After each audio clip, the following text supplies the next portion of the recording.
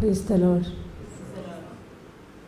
ഞാൻ കുമ്പസാരിച്ചതിന് ശേഷം ബ്രദർ പറഞ്ഞതുപോലെ ആ 3 പാപങ്ങളെക്കുറിച്ച് നന്നായിട്ട് ചിന്തിച്ച് അച്ഛനോട് പറഞ്ഞപ്പോൾ അച്ഛൻ കറക്റ്റായിട്ട് ഓരോന്നിനും എനിക്ക് മറുപടി തന്നു. അത് കഴിഞ്ഞ് പ്രായശ്ചിത്തം പറഞ്ഞു. ഞാനിവിടെ ഈ സീറ്റിൽ വന്നിരുന്നു. പ്രായശ്ചിത്തം പറഞ്ഞ് കഴിഞ്ഞതും എങ്ങനെയെന്ന് അറിഞ്ഞുകൂടെ ഞാനങ്ങൾക്ക് ഭയങ്കരമായിട്ട് കരയാൻ തുടങ്ങി. അപ്പം ശരിക്കും ഈശോ എന്നെ സ്നേഹിക്കണ ഒരവസ്ഥ ആ സമയത്ത് ഞാൻ അനുഭവിക്കുമായിരുന്നു. ഇങ്ങോട്ട് ഈശോയുടെ കണ്ണിലോട്ട് നോക്കി ഇതായിരുന്നു, ഈശോയുടെ കണ്ണിലോട്ട് നോക്കി ഈശോയുടെ കണ്ണുകൊണ്ട് മറ്റുള്ളവരെ കാണാനുള്ള ആ ഒരിതെന്ന് പറഞ്ഞാൽ മറ്റുള്ളവരുടെ കുറവ് കാണാതെ അവരായിരിക്കുന്ന അവസ്ഥയിൽ കാണാനായിട്ട് ഉള്ള അവസ്ഥയ്ക്ക് വേണ്ടി പ്രാർത്ഥിക്കാൻ അച്ഛൻ പറഞ്ഞായിരുന്നു.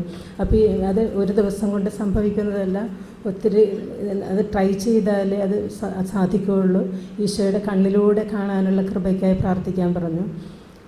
പിന്നെ പ്രാർത്ഥനയെക്കുറിച്ച് പറയുമ്പം എങ്ങനെ പ്രാർത്ഥിക്കണമെന്നൊന്നും അറിഞ്ഞുകൂടായിരുന്നു. അപ്പം എങ്ങനെ പ്രാർത്ഥിക്കാമെന്നുള്ളത് ബ്രദറിലൂടെ മനസ്സിലാക്കിയപ്പം ഒരു സമാധാനമായി. ഒന്നും പ്രാർത്ഥിച്ചില്ലെങ്കിൽ ഈശോ നമുക്ക് വേണ്ടി പ്രാർത്ഥിക്കും. ഈശോയുടെ കൂടെ ഇരുന്ന് കഴിഞ്ഞാൽ പരിശുദ്ധ കുർബാനയുടെ മുമ്പിലെല്ലാം പ്രാർത്ഥിച്ചില്ലെങ്കിൽ ഈശോ നമുക്ക് വേണ്ടി പ്രാർത്ഥിക്കും എന്നുള്ളത് ഭയങ്കര അറിവായി. കാരണം ഞങ്ങൾ ഒത്തിരി പേർക്ക് വേണ്ടി മധ്യസ്ഥ പ്രാർത്ഥനയിലേക്ക് പ്രാർത്ഥിക്കുകയാണെങ്കിലും ഈ പ്രാർത്ഥനയൊക്കെ അങ്ങോട്ട് ചെല്ലുന്നുണ്ടോ എന്നൊരു സംശയം ഉണ്ടായിരുന്നു. അപ്പം ഈശോ നമുക്ക് വേണ്ടി പ്രാർത്ഥിക്കും. പിന്നെ പ്രാർത്ഥിക്കാൻ അറിഞ്ഞുകൂടാത്ത കാര്യങ്ങൾ പരിശുദ്ധാത്മാവ് നമുക്ക് വേണ്ടി പ്രാർത്ഥിക്കും എന്നുള്ളത് വലിയ തിരിച്ചറിവായിരുന്നു. പിന്നെ മോന് വേണ്ടി പ്രാർത്ഥിക്കുമ്പോഴൊക്കെ ഞാൻ കുറേ ഘട്ടം ഘട്ടമായിട്ട് കുറേ കാര്യങ്ങൾ മോന് വേണ്ടി ചെയ്തുകൊണ്ടിരിക്കുകയായിരുന്നു. അപ്പം അതിലൊന്നും എനിക്കൊരു വ്യത്യാസം കാണാൻ പറ്റിയില്ല. പക്ഷേ യെശയ്യായുടെ പുസ്തകം 51:21 പറഞ്ഞ് തീർന്ന് ഞാനവിടെ ഒരു ഭയങ്കര കരച്ചിലായിരുന്നു.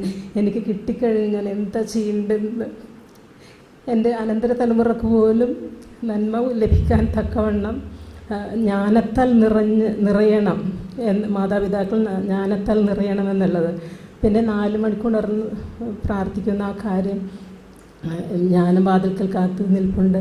അത് വളരെയധികം ഉത്തേജനം നൽകി. രാവിലെ ഉണർന്ന് പ്രാർത്ഥന ഇനി വേസ്റ്റായിട്ട് കളയരുത്.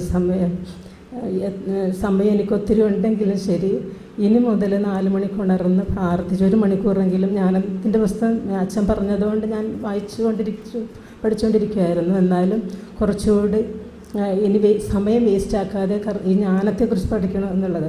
ഇനി ഒരു കാര്യം കൂടി പറഞ്ഞോട്ടെ. എന്നോടൊരു സ്റ്റുഡൻറ്റ് പറഞ്ഞതാണ്, പൗലോസ്ലീഹയുടെ ലേഖനങ്ങളാണെങ്കിൽ ഭയങ്കര ടഫാണ് ആൻറ്റി. പക്ഷേ ഞാൻ കമ്മ്യൂണിക്കേറ്റ് ഇംഗ്ലീഷ് ഇരിക്കുന്ന ആ കുട്ടിയാണ് എന്നോട് പറഞ്ഞത്. കുട്ടി പറഞ്ഞു, ആൻറ്റി ഇതങ്ങ് വായിച്ചു ഭയങ്കര ബോറടിയാണ് ലിറ്ററേച്ചർ വായിക്കുമ്പം. പക്ഷേ പൗലോസ്ലീഹയുടെ ഈ ലേഖനം എടുത്ത് വായിക്കുമ്പം എനിക്ക് പിന്നെ ഒരു പാരഗ്രാഫൊക്കെ പെട്ടെന്ന് ഗ്രാസ്പ് ചെയ്യാൻ പറ്റുന്നുണ്ട് ആൻറ്റി എന്ന് പറഞ്ഞു. അപ്പോൾ ഈ ലേഖനത്തോടെ എനിക്ക് ആ കാലത്ത് 2010 ആ കുട്ടി എന്നോട് പറഞ്ഞത്. ഞാൻ ലേഖനം വായിക്കാൻ തുടങ്ങുമ്പോൾ എനിക്ക് ഭയങ്കര ഇൻട്രസ്റ്റ് ആയിരുന്നു. ഇപ്പോഴും ഇൻട്രസ്റ്റാണ്. അപ്പം ബ്രദർ ഇതേക്കുറിച്ച് പറയാൻ തുടങ്ങിയപ്പോൾ ഞാൻ ഓർത്ത്, ഈശോ എൻ്റെ ഹൃദയം കണ്ട് ഇത് ഇങ്ങനെ പ്രതിപാദിക്കാൻ തുടങ്ങിയല്ലോ. അങ്ങനെ അതും വളരെ ഹൃദ്യമായിട്ട് തോന്നി. Thank you brother. Thank you Lord.